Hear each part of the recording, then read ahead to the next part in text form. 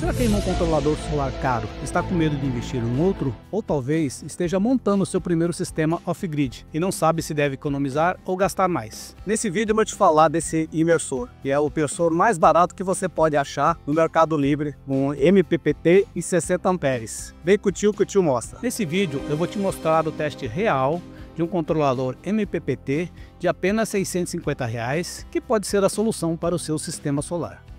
Prepare-se para mais uma super aula sobre sistemas solares off-grid. Vamos fazer um teste para saber se o equipamento realmente é MPPT. Depois, vou mostrar como instalar ele no sistema solar off-grid do meu motorhome. Mais importante, durante todo o vídeo, vou te falar de vários detalhes na instalação de um controlador que poderão te ajudar a não queimar o seu equipamento, seja qual for o modelo. E claro, a cereja do bolo vou deixar para o final, onde vou trazer informações sobre o aparelho, mostrar fotos do manual, falar dos cuidados que você deve ter ao comprar um controlador solar e o que eu achei desse equipamento em especial. Vamos descobrir o que vem na caixa. Começamos com um unbox rápido do equipamento, pois tem pouca coisa na caixa, além do controlador. Dentro vem um manual, que vou deixar as fotos no fim do vídeo, e um gabarito para a furação, que vamos descobrir que não serve para nada. O aparelho tem 6 terminais, 2 para ligar os painéis solares, 2 para ligar as baterias e 2 para ligar a carga. Os 2 terminais para ligar a carga servem para quando você quer que o controlador controle o nível de carga e descarga da bateria, e só suporta correntes de até 20 amperes. Então, não usaremos esses terminais. É um equipamento bem simples, não tem sensor de temperatura nem possibilidade de ligar um módulo Bluetooth. As aletas de alumínio são leves e por isso sua refrigeração passiva deve ser pouco eficiente. Para compensar isso, ele tem 2 ventoinhas para uma refrigeração ativa. Possui 2 saídas USB que não usaremos. Será que é realmente MPPT ou é mais uma pegadinha chinesa? Primeiro, queremos saber se o aparelho realmente é MPPT ou se é um PWM sendo vendido como MPPT. Para saber, vamos montar um pequeno laboratório de testes. Meu amigo Adriano, que também está fazendo motorhome aqui na Grande Motorhomes, o Edmar, vai me ajudar nesse experimento. Para fazermos esse teste e confirmar que realmente o controlador é MPPT e faz o melhor aproveitamento da energia solar, vamos fazer uma montagem rápida aqui, usando uma fonte de bancada de 30 amperes e uma bateria de LiFePO4 de 100 amperes. A fonte irá simular as placas solares. Ela foi configurada para a tensão máxima dela, 30 volts e 10 amperes, totalizando 300 watts de potência. Como será realmente um teste, não vamos usar BMS nessa bateria, mas por favor, não faça isso em casa, pois poderá danificar as suas células de LiFePO4. Aqui nós sabemos o que estamos fazendo e estamos controlando todo o sistema para não termos problema. Essa dica pode salvar o seu controlador. Primeiro, conectamos a bateria. Com isso, o controlador liga. Essa é a primeira coisa que você deve saber ao operar um controlador de carga. Sempre ligue primeiro a bateria e depois ligue as placas solares. Quando for desligar, desligue primeiro as placas e depois a bateria. Se você ligar os painéis sem bateria, seu controlador ficará sem referência e poderá queimar. Pode ser que seu controlador não tenha esse problema, mas na dúvida, sempre faça dessa forma. Por que usar uma fonte e não painéis solares? Vamos usar uma fonte de bancada para simular os painéis solares, pois usando uma fonte nós teremos um fornecimento de energia estável e contínuo e o teste será mais controlado. Placas solares dependem do sol e a energia que recebem não é estável, variando muito e dificultando testes rápidos como este que vamos fazer. Adriano cortou os cabos que liguei nos terminais de entrada das placas solares para que ficassem mais curtos e ligou com os terminais da fonte. Esse erro simples pode custar caro. Aqui uma observação óbvia, mas que muita gente erra e queima os equipamentos. Ao operar com corrente contínua, observe sempre a polaridade dos cabos, antes de fazer qualquer ligação. Ligação reversa de polaridade é uma forma certa de queimar equipamentos. Mesmo que o equipamento diga que tem proteção contra a ligação reversa, não teste essa capacidade, pois o vendedor não irá honrar a garantia. Momento da verdade. O controlador passou no teste? Ao ligarmos a fonte, ela só mandou 2 ampères-hora para a bateria. Adriano havia feito um top balance nas células e já havia carregado em 100% da sua capacidade. Por isso, tivemos que procurar outra bateria para o teste. Baterias carregadas não recebem toda a corrente que o controlador pode enviar. Achamos uma bateria estacionária da Freedom que Edmar usa para teste de equipamentos e que não estava totalmente carregada. Ao ligarmos a segunda bateria, descobrimos que o controlador não estava corretamente configurado. Acertamos a configuração. Nesse ponto, o teste deu o resultado. A fonte estava enviando 7,5 amperes para o controlador a 30 volts. E o controlador estava enviando 15 amperes e 890 miliamperes em 13,8 volts para a bateria, mostrando que o MPPT realmente estava funcionando. Ou seja, estava recebendo 225 watts da fonte e enviando 218 watts para a bateria, uma perda mínima. Entenda a diferença que isso faz no seu sistema. Se esse aparelho não fosse MPPT, fosse PWM, por exemplo, ele mandaria somente 7,5 amperes a 13,8 volts, o que daria 103,5 watts, com uma perda de potência de mais de 50%.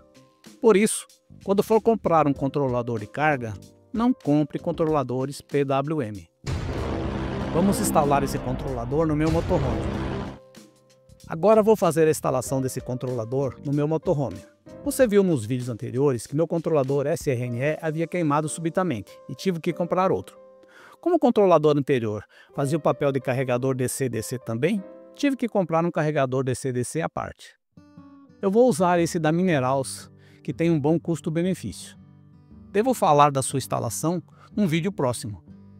Se você está aqui em uma data no futuro, procure na playlist, que ele já deve estar pronto. Cuidado com esse detalhe que muita gente esquece. Para começar a instalação, primeiro posicionei o controlador no lugar onde ele vai ficar. Não posso colocar muito para cima, apesar de ter espaço, pois preciso enxergar o mostrador do aparelho. Lembrando que ele não tem sistema de Bluetooth para poder acompanhar por aplicativo. Para fixar os parafusos, primeiro tentei usar o gabarito que veio com o aparelho. Coloquei os parafusos de acordo com as marcações do gabarito. E na hora de colocar o aparelho, ele não entrou nos parafusos na parte de baixo. Ao comparar o gabarito com o próprio aparelho, descobri que o aparelho é menor que o gabarito. Ou seja, o vendedor estava mandando o gabarito de outro equipamento. É coisa normal quando se compra equipamentos chineses.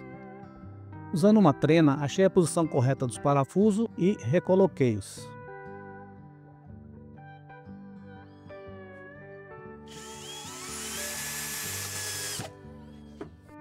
Como evitar que seu controlador vire um pêndulo nas estradas? Uma observação. O aparelho, ao ser colocado nos parafusos, ele fica pendurado, podendo ser retirado ao ser suspenso alguns milímetros. Isso é normal e não tem problema para equipamentos instalados em uma casa, por exemplo, que não se move e a própria força da gravidade mantém o equipamento no lugar. Ocorre que a nossa casa não é fixa, ela sofre um terremoto todos os dias. E ao passar por um buraco ou uma lombada, o controlador poderá soltar os parafusos e ficar pendurado pelos cabos. Isso não é uma boa ideia, por isso vou ter que tomar alguma providência para fixar melhor o equipamento. A solução mais simples que achei foi fixar essa peça de madeira acima do aparelho, para que ele não suba e saia dos parafusos. Você acha que é uma boa solução? Deixe aí nos comentários qual solução você usaria para prender o controlador de carga dentro de um motorhome. Com a madeira fixada, só o tempo vai nos dizer se ficou bom. Dicas valiosas para uma instalação segura e eficiente. Agora, vou folgar todos os terminais para colocar os cabos. Deveria ter feito isso antes de instalar o aparelho, mas eu sou um pouco distraído. Primeiro, vou ligar os cabos que vêm do barramento, o que significa que estou ligando a bateria no controlador. Minha bateria está ligada a esses dois cabos que vão diretamente ao barramento. Também não tenho nenhum sistema para desligar as baterias do barramento. Uso fusíveis de som de 80 amperes que instalei dentro da bateria na sua montagem. Se precisar realmente desligar a bateria, uso o BMS para isso. Essa dica pode evitar incêndios no seu sistema. Quando estava fazendo o meu motorhome, não achei cabos de 16 mm, de cores diferentes, e tive que usar esse cabo azul para todas as ligações. O correto seria usar vermelho para os cabos positivos e preto para os cabos negativos. Como não fiz isso, estou usando esses pedaços de tubo termorretrátil vermelho e preto nas pontas dos cabos para sinalizar a polaridade dos mesmos. Mas, se você achar os cabos nas cores corretas, compre, pois vai facilitar sua vida e evitar acidentes. Outro cuidado é com cabos falsificados. Só compre cabos de marcas reconhecidas, com registro no Inmetro, pois tem muito cabo falso no mercado que não tem a bitola que deveria ter. Esses cabos não suportam a corrente que deveriam suportar e podem provocar incêndios. Aprendi algo novo e quero compartilhar com vocês. Esse aparelho preto preso ao cabo positivo é o mostrador do BMS. Aqui um erro meu. Eu sempre pensei que essa argola se tratava de um sensor do amperímetro do BMS. Mas depois Adriano me falou que na realidade essa argola é usada para prender no guidão das bicicletas elétricas, que são montadas usando esses BMS. Isso foi uma grande desilusão para mim, mas eu removi a argola e fixei o mostrador com fita dupla face no painel. Vamos ver o sistema funcionando. Com os cabos do barramento ligado, o controlador começou a funcionar. Eu não uso nenhuma forma de desligar o controlador do barramento, para não desligar sem querer o controlador das baterias. Assim, evito queimar o equipamento ao desligar o controlador sem ter desligado as placas solares primeiro. Como dimensionar corretamente o seu sistema solar? Está na hora de ligar os cabos que descem das placas solares.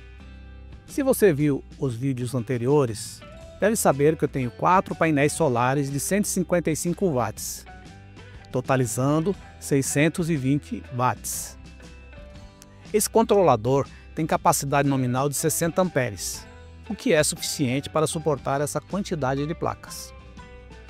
As minhas placas foram ligadas de 2 em 2 em série e as séries de 2 em 2 em paralelo. A tensão máxima que desce por esses cabos é de 36 volts. Estou usando aqui os cabos específicos de energia solar, cujo padrão são cabos blindados de 6 mm. Eles são vendidos nas cores preta e vermelha, para facilitar a instalação e evitar erros de inversão de polaridade. Por que disjuntores são essenciais no seu sistema solar? Diferente dos cabos que vêm do barramento, que ligam diretamente ao controlador, os cabos que vêm da placa solar eu passo primeiro por um disjuntor duplo de 40 amperes. Com esses disjuntores, eu posso desligar as placas solares quando preciso fazer alguma manutenção no sistema elétrico off-grid do meu motorhome. Ainda sobre os disjuntores, dê preferência por disjuntores de corrente contínua, que tem a câmara de extinção de arco voltaico maior. Um bom equipamento de custo são os disjuntores da WEG, que são híbridos, servem para corrente contínua e corrente alternada. Para ligar o controlador ao disjuntor, vou usar esses pequenos pedaços de cabo de 16 mm. Vou colocar as pontas desencapadas diretamente no borno. Esse detalhe pode evitar grandes problemas. Por enquanto, vou apertar bem os conectores para terem uma boa conexão. Na próxima revisão do sistema, vou colocar terminais ilhós nesses cabos ou aplicar solda nas pontas para reforçar os contatos, tendo em vista que o principal problema dessas instalações são folga nessas conexões. Para prender os disjuntores ao painel, uso trilhos de metal próprios para isso. Você compra em barras e corta do tamanho que irá usar. Depois, basta fazer furo nos trilhos e fixar com parafusos. O disjuntor tem um sistema de travas que prendem nesses trilhos. Momento da verdade, o sistema está funcionando? Liguei os cabos que vêm dos painéis solares no disjuntor e liguei o disjuntor. Pronto, o aparelho está recebendo energia do sol e enviando para o barramento. A verdade que ninguém te conta sobre painéis solares. Aqui algumas informações sobre o rendimento das placas solares. Tenho 4 painéis de 155 watts que totalizam 620 watts. Na prática, esses painéis só geram 300 watts em pleno sol, no máximo. Painéis maiores são mais eficientes, mas nunca espere que painéis solares tenham 100% da capacidade nominal. Outro detalhe é a janela de produção solar. Como em um motorhome as placas solares são colocadas na horizontal, a geração só ocorre entre 10 horas da manhã e 15 horas da tarde. Pois quando o sol está inclinado no horizonte, a maior parte da energia solar é refletida pelas placas. No inverno e em regiões frias, esse problema é agravado, pois o sol não fica a pino e a geração será sempre deficiente. Se puder, escolha placas maiores o possível e com mais tecnologia para equipar seu sistema solar, pois são mais eficientes. Procure por painéis solares monocristalinos e com tecnologia Half Cell. Ajuda bastante também se você conseguir instalar um sistema que deixe as placas inclinadas, voltadas para o sol. Nosso problema é que sistemas móveis no teto do motorhome são vulneráveis ao vento e podem se desprender e provocar acidentes. Como aproveitar ao máximo a energia solar? Outro detalhe que será observar é que nem toda a energia que o controlador manda para o barramento será aproveitado pelas baterias. Os equipamentos que estão ligados ao sistema irão consumir energia e só o excedente irá para o armazenamento. Por isso, você deve sempre que possível deixar o máximo de equipamentos desligados durante o dia, para permitir o melhor carregamento das baterias. Você chegou até aqui, agora é sua vez de participar. Se você chegou até aqui, é porque quer realmente aprender sobre energia solar off-grid. Já pensou em se inscrever no canal? Se puder, ajude na manutenção dessa fonte de conhecimentos. Deixe um like, um comentário de gostei, compartilhe o vídeo com quem você acha que precisa dessas informações. E se puder, torne-se um membro no canal, ajudando com uma pequena contribuição mensal. Veja os links na descrição. Minha opinião sincera sobre o controlador Joyfox MPPT 60 amperes. Vamos para as minhas observações sobre esse equipamento. Ele é um aparelho muito barato e simples. Não tem nenhuma função extra como acesso remoto ou controle de temperatura das baterias. Tem um sistema de refrigeração passiva muito fraco e por isso tem duas ventoinhas para uma ventilação ativa. Isso faz com que o equipamento seja muito barulhento. Quando está gerando energia, as ventoinhas funcionam a toda força e o equipamento parece um avião decolando. Como isso só acontece quando o sol está a pino, não deve me incomodar, pois com sol forte, o último lugar que você deve estar é dormindo dentro do motorhome. Mas isso pode ser um problema para algumas pessoas. Essa estratégia pode salvar sua viagem. Não sei se é um equipamento confiável, então se você pretende ir para a Patagônia usando equipamento desses, pode ser interessante levar um de reserva, ou dividir o seu sistema solar em dois, e instalar dois equipamentos. Caso um queime, você terá outro de backup. Pelo custo, vale a pena comprar um equipamento desses. Uma marca de referência, como um SRNE ou EPVER, vai te deixar um pouco mais tranquilo e te dar mais possibilidade de uso. Porém, custam mais caro e podem queimar de repente, como aconteceu comigo. Eu provavelmente vou adquirir um outro controlador e deixar na bagagem.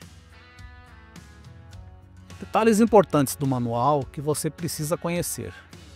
Agora sobre o manual que vem com o aparelho, você pode ver pelas fotos que o manual parece ter sido copiado de outro equipamento. Se quiser ler o manual, basta pausar o vídeo e tirar print das telas. As informações que estão no manual são iguais às que vi em manuais da EPVER e da SRNE. Aparentemente só muda as ilustrações do aparelho. De qualquer forma, estou colocando aqui, pois pode ajudar quem quiser ou precisar desse manual.